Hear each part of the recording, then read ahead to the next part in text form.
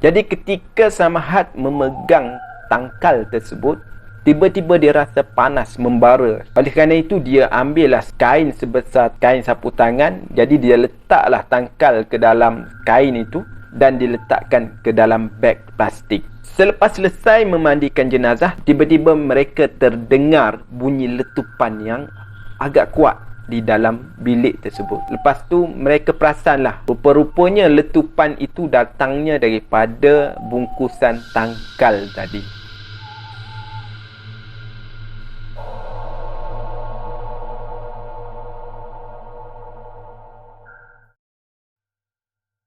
Assalamualaikum warahmatullahi wabarakatuh dan salam sejahtera. Kembali lagi ke SH Studio Channel. Seram tapi santai. Anda masih lagi bersama saya, Samsul Hanif, dan macam biasa saya akan teruskan menghiburkan anda dengan cerita-cerita seram, cerita-cerita misteri. Untuk kali ini saya akan menceritakan sebuah kisah yang dikongsikan oleh Samahad, bukan nama sebenar, yang mana pengalaman beliau menguruskan jenazah yang memakai tangkal.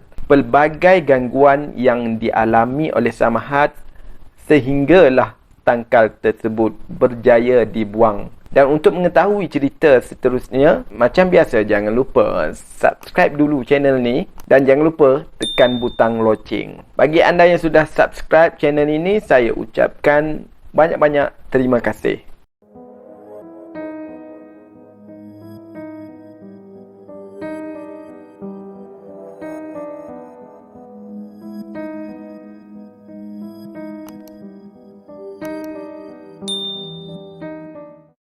A'udzu billahi minasyaitonir rajim. Bismillahirrahmanirrahim. Wa qur rabbi a'udzu bika min hamazatis syayatin wa a'udzu bika rabbi an yahdurun. Artinya, wahai Tuhanku, aku berlindung kepadamu dari hasutan syaitan-syaitan, dan aku berlindung kepadamu, wahai Tuhanku, supaya syaitan-syaitan itu tidak menghampiriku. Amin, amin, ya Rabbal Alamin. Samahad ni adalah seorang pengurus jenazah. Jadi sepanjang beliau menguruskan jenazah, pelbagai peristiwa-peristiwa misteri, peristiwa-peristiwa yang menyeramkan yang beliau lalui. Tetapi beliau mengambil perkara tersebut sebagai perkara positif, dan beliau menganggap ini adalah peluang untuk beliau cuba untuk menginsafi diri tentang kematian. Antara kejadian yang beliau tidak dapat lupakan adalah semasa beliau dengan bersama seorang rakannya mengendalikan ataupun mengurus seorang jenazah ataupun mayat seorang lelaki yang memakai tangkal pada bahagian pinggangnya.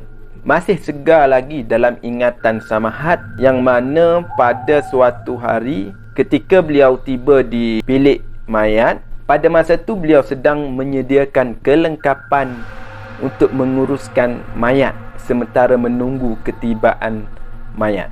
Masa itu beliau berasa seram sejuk, seolah-olah ada orang yang sedang memandang beliau.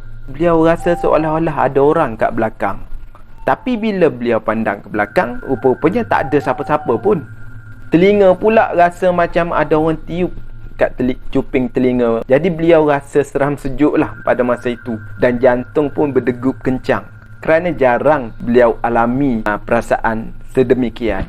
Tak lama kemudian datanglah pembantu hospital membawa troli mayat, dan dalam masa yang sama pembantu hospital tu dia bagi isyarat macam mana Allahu alam.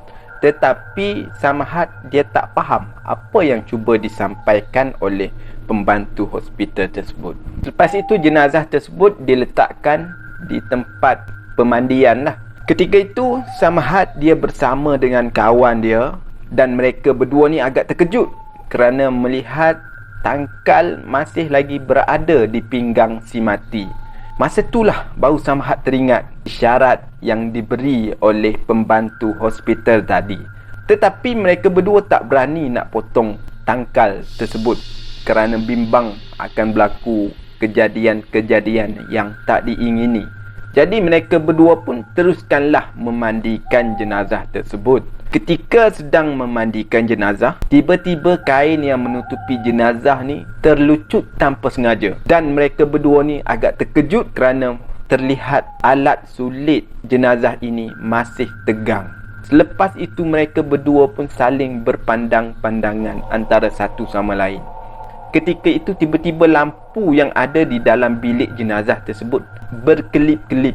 Suasana masa tu menjadi seram sejuk. Jadi apa lagi, rakan si Samahat ni meminta Samahat memanggil isteri si mati. Ketika Samahat memanggil isteri si mati, beliau sekali lagi terkejut kerana bukan seorang sebenarnya isteri si mati ni. Rupa-rupanya ada 4 orang yang mengaku yang mereka ini adalah isteri si mati. Jadi mereka berempat ni meminta kebenaran untuk masuk bersama-sama. Semasa dalam perjalanan untuk masuk ke dalam bilik tersebut, jantung Samahat ni tiba-tiba berdegup kencang dan beliau berdoa dalam hati, semoga tidak ada apa-apa yang buruk yang berlaku. Semoga dipermudahkan urusan mereka semua. Apabila sampai saja di tempat pemandian, rakan Samahat ni bertanyalah kepada isteri si mati ni. Mereka berempat, apa amalan semasa hidup si mati ni? Tetapi mereka berempat tidak menjawab. Mungkin mereka cuba untuk menutup aib suami mereka. Selepas diberitahu dan dijelaskan sebab apa, akhirnya salah seorang isteri si mati ni membuka mulut dan memberitahu yang suaminya memang ada memakai tangkal di pinggangnya. Tetapi untuk apa, tujuan apa, beliau sendiri pun tidak tahu. Selepas mendengar penjelasan daripada salah seorang isteri si mati ni, jadi rakan Samahat ni memanggil juga anak lelaki sulung kepada si mati dan bertanya, adakah mereka ingin menyimpan tangkal tersebut ataupun ingin dibuang. Jadi mereka sepakat tak nak menyimpan tangkal tersebut dan mereka menyuruh Samahat dan rakannya membuang tangkal tersebut. Oleh kerana ahli keluarga si mati ni tak ada seorang pun yang hendak menyimpan dan suruh membuang tangkal tersebut, jadi Samahat dengan kawan dia ni teruskan dengan membaca Al-Fatihah, selawat ke atas Nabi dan juga beberapa ayat yang lain, diikuti oleh mereka yang ada di dalam bilik mayat tersebut. Tiba-tiba lampu yang elok tiba-tiba dijadi berkelip-kelip, berkedip-kedip. Ahli keluarga si mati ni berasa panik, tetapi ditenangkan oleh Samahat. Samahat kata, jangan panik, ingat Allah.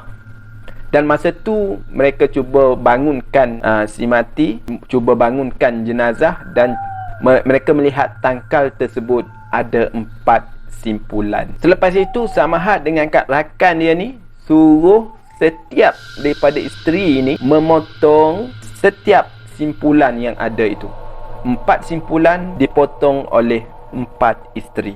Apabila selesai saja memotong simpulan tersebut, tiba-tiba pintu bilik jenazah tersebut terbuka dengan sendirinya. Semua yang ada di dalam bilik tersebut terkejutlah. Jadi mereka pun beristighfarlah bersama-sama sebelum ahli keluarga ataupun isteri-isteri si mati ni diminta menunggu di luar, sementara Samahat dan rakan dia ni menguruskan jenazah sehingga selesai. Jadi ketika Samahat memegang tangkal tersebut, tiba-tiba dia rasa panas membara. Oleh kerana itu dia ambillah kain sebesar kain sapu tangan. Jadi dia letaklah tangkal ke dalam kain itu dan diletakkan ke dalam beg plastik. Selepas selesai memandikan jenazah, tiba-tiba mereka terdengar bunyi letupan yang agak kuat di dalam bilik tersebut. Jadi mereka pun tercari-carilah di mana bunyi tersebut. Selepas selesai mengambil wuduk kepada jenazah ataupun si mati, lepas tu mereka perasanlah rupa-rupanya letupan itu datangnya daripada bungkusan tangkal tadi. Jadi Samahat ni dia ambillah plastik lain, bungkus dan letak dalam plastik lain. Tak sampai 5 minit, plastik itu menggelembung dan terus meletup balik.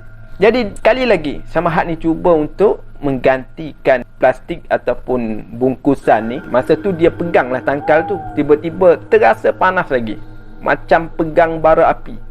Jadi dia terkejut dan terjatuhlah tangkal ke bawah. Masa tu tangkal tu mengeluarkan asap. Jadi kawan Samahat ni dia membaca surah Al-Falaq dan ayat kursi sebanyak 7 kali sebelum memasukkan ke dalam bungkusan sekali lagi.